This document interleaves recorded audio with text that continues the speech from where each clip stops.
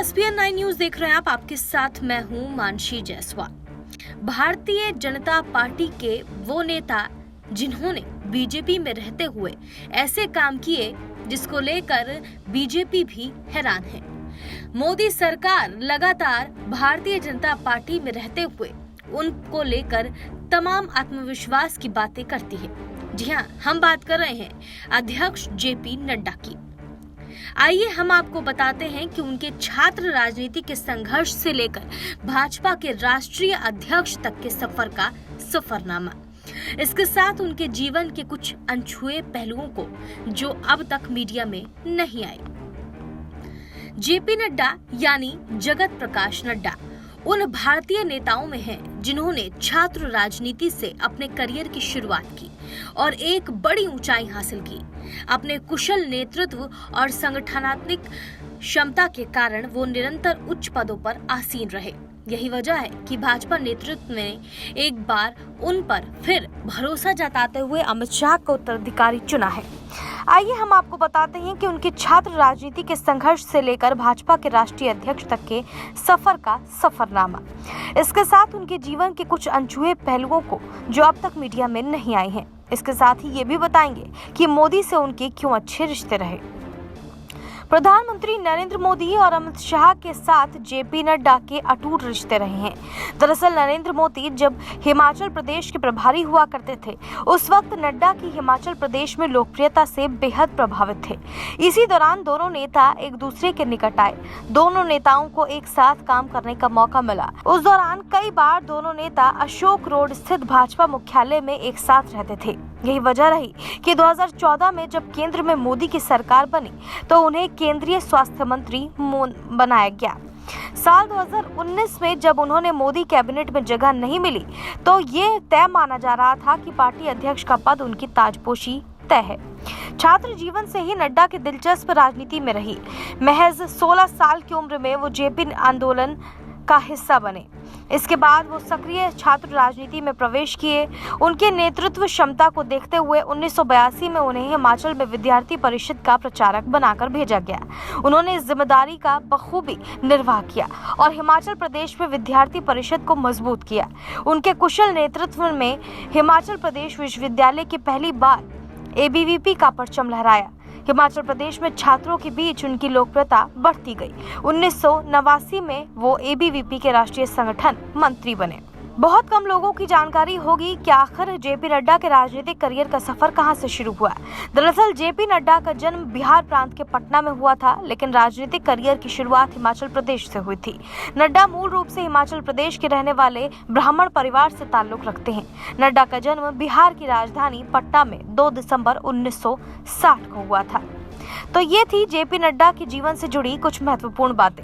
JP Nadda के प्रधानमंत्री नरेंद्र मोदी के साथ ही बहुत ही गहरे संबंध हैं, लेकिन अब कहीं ना कहीं जिस तरीके से उनकी लोकप्रियता बढ़ती जा रही है, कहा जा रहा है कि प्रधानमंत्री नरेंद्र मोदी के लिए उनके टक्कर में उनकी लोकप्रियता देखी जाती है। बहरहाल प्रधानमंत्री नरेंद्र मोदी को लेकर उनके जो भाषण चर्चा में रहे हैं उसका हम लगातार जिक्र कर रहे हैं। आइए आपको जेपी नड्डा का वो भाषण सुनाते हैं जो लगातार चर्चा का विषय बना रहा।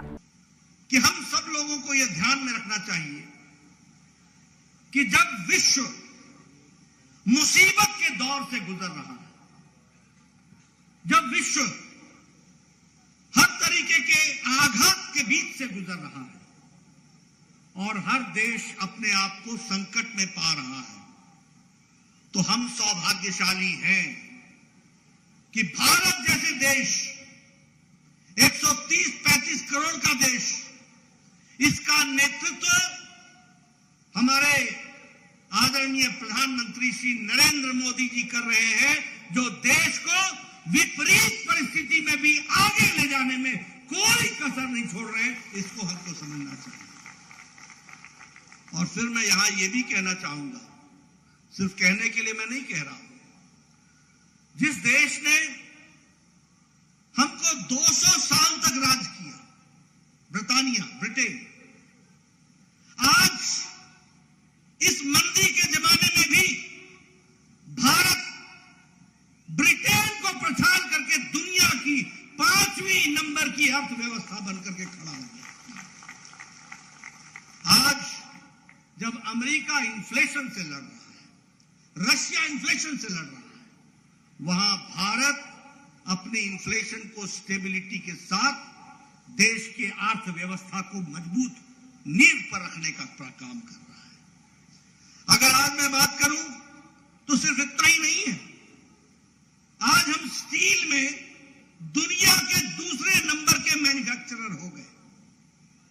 8 सालों के अंदर जो देश 52% मोबाइल बाहर से लाता था, आज यह देश 97% मोबाइल भारत में बना रहा है और दुनिया को सप्लाई कर रहा है।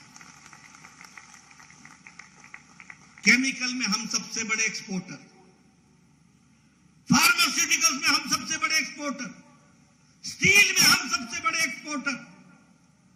इसलिए आज अर्थव्यवस्था की दृष्टि से देखा जाए तो जब दुनिया की अर्थव्यवस्थाएं लड़खड़ा रही हैं, वहां हम आदरणीय मोदी जी के नेतृत्व में एक मजबूत अर्थव्यवस्था के साथ आगे बढ़ने का काम कर रहे हैं। इसको भी हमको समझ लेना चाहिए। मैं यहां यह भी कहना चाहूंगा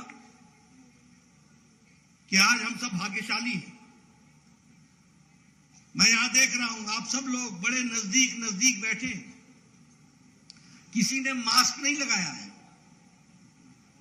और सब बड़े आराम से बैठे। अमेरिका में अभी तक टीकाकरण पूरा नहीं हुआ है, यूरोप ने अभी तक टीकाकरण पूरा नहीं किया है। चीन की हालत आप लोगों ने टेलीविजन में देख ली है। वहीं मोदी जी के नेतृत्व में भारत 220 करोड़ टीकाकरण डबल डोज और बूस्टर के साथ सुरक्षा कवच पहन करके हमारे सामने ये तस्वीर दिखती है।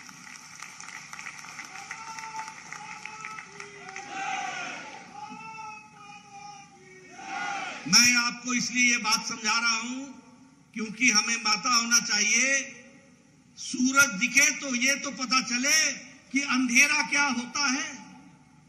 अगर हमको मुसीबत ना दिखे तो हमें कैसे पता चलेगा कि हमारे नेतृत्व ने सही समय पर क्या फैसला लिया था जिसके कारण हम आज सुरक्षित हैं। इस बात को भी हमको समझ लेना चाहिए। मित्रों, मैं आपके सामने चर्चा करना चाहता हूं। मैं पूर्व में स्वास्थ्य मंत्री रहा हूं। मैं बार बार बोलता हूं, ये कांग्रेसी अनपढ़ इनके समझ में नहीं आता है। इस देश में ट्यूबरक्लोसिस की दवा को आने में 25 साल लग गए। इस देश में पोलियो की दवा को आने में 28 साल लग गए। इस देश में टेटनस की दवा को आने में 20 साल लग गए। इस देश में जापानी बुखार की दवा को आने में 100 साल लग गए। 1906 में जापान में दवाई बन गई थी और 2006 में भारत में आई थी। लेकिन ये कोरोना जो 20 जनवरी 2020 को पहली बार भारत में आया था, 2020 के अप्रैल में मोदी जी ने टास्क फोर्स बैठाया, भारत सरकार की तरफ से अर्थ की व्यवस्था की, साइंटिस्टों को प्रोत्साहित किया और 9 महीने के अंदर एक नहीं 2 वैक्सीन बना करके भारत खड़ा हो गया। ये बात भी हमको समझनी चाहिए। और मित्रों, वैक्सीन मैत्री के तहत हमने 100 देशों को वैक्सीन पहुंचाई है, 100 देशों को, और 48 देशों को मुफ्त पहुंचाई है। यानी भारत अब मांगने वाला भारत नहीं है, भारत अब मोदी जी के नेतृत्व में देने वाला भारत बन गया है। इस बात को भी हमको समझ लेना चाहिए। मित्रों, ये युद्ध हुआ और चल भी रहा है। इस युद्ध में कौन सा ऐसा देश है जो अपने लोगों को वापस लेकर के आया? कौन से ऐसे लोग हैं जिनको वापस सुरक्षित लाने की व्यवस्था किसी देश ने की हो? अमेरिका ने किया क्या? पाकिस्तान ने किया क्या? यूरोप ने किया क्या? किसी और देश ने किया क्या? लेकिन जब यूक्रेन का युद्ध छिड़ा तो हमारे 32,000 विद्यार्थी वहां पढ़ा करते थे। प्रधानमंत्री मोदी जी ने एक समय में पुतिन से बात की और एक समय में ज़ेलेंस्की से बात की, युद्ध को रुकवाया और भारत के लोगों को वापस सुरक्षित भारत पहुंचाया। इस बात को भी हमको ध्यान में रखना चाहिए। और इतना ही नहीं, कई छात्र कई देशों के भारत का तिरंगा पकड़ करके वो भी तैर गए, वो भी निकल करके आ गए। यह स्थिति आकर के खड़ी है। मैं ये सारी बातें आपको इसलिए बता रहा हूं क्योंकि हमें पता होना चाहिए कि हमारा देश आज कहां खड़ा है। आज दुनिया में हमें ऐसे ही नहीं हमारी शान बनी है। ये प्रधानमंत्री मोदी जी के नीतियों के कारण आज दुनिया भारत को एक अलग निगाह से देखने लगा है। हम इलेक्ट्रॉनिक्स में 6 गुना हमारा एक्सपोर्ट बढ़ गया है। हम इलेक्ट्रॉनिक्स में 7 गुना हमारा मैन्युफैक्चर बढ़ गया है। और उसी तरीके से हर विकास के दृष्टि से हम एक्सपोर्ट टारगेट को भी आगे बढ़ा रहे हैं और हर दृष्टि से हम काम को आगे बढ़ा रहे हैं। लेकिन जब हम ये काम कर रहे हैं तो आपको ये भी ध्यान में रखना चाहिए कि आज इंटरनेशनल मॉनिटरी फंड IMF ये कहता है कि भारत में अति गरीबी 1% से भी कम हो गई है।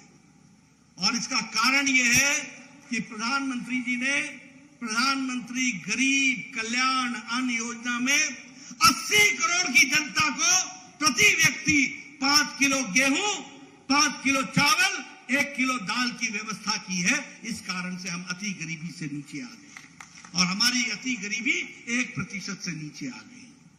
उसी तरीके से अगर हम बात करें जल जीवन मिशन में, कभी सोचा था कि हमको घर में नल के माध्यम से पानी पीने को मिलेगा? कभी कल्पना की थी? लेकिन आज हम कह सकते हैं कि 7 करोड़ 30 लाख घरों में और आपके चंद्रपुर में 1,40,000 घरों में हर घर नल, हर घर जल का टैप कनेक्शन लगा दिया गया है। इस बात को भी हमको ध्यान में रखना चाहिए। मैं यहां यह भी आपको बताना चाहूंगा, हमारे प्रधानमंत्री जी ने लाल किले के प्राचीर से स्वच्छता की बात की थी। उस समय हमारे ये कांग्रेसी भाई ने एक तरीके से मजाक उड़ाया था, कहा था प्रधानमंत्री लाल किले के प्राचीर से शौचालय की बात करता है, ये कैसा प्रधानमंत्री है? ये इसलिए उन्होंने कहा था क्योंकि वह जिन घरानों से आते हैं उनको भारत की पीड़ा का पता नहीं था। भारत की पीड़ा का पता था तो प्रधानमंत्री मोदी जी को पता था। और आज आपको जानकर खुशी होगी कि तो सुना आपने किस तरीके से जेपी नड्डा का भाषण जो है वो चर्चा में बना रहा और यहाँ पर प्रधानमंत्री नरेंद्र मोदी पर वो काफी तारीफ करते हुए नजर आए, वहीं कांग्रेस पार्टी की जमकर आलोचना की। आप इस पूरे मामले पर क्या सोचते हैं हमें कमेंट करके जरूर बताएं। देश और दुनिया की तमाम बड़ी खबरों के लिए देखते रहिए SPN9 न्यूज।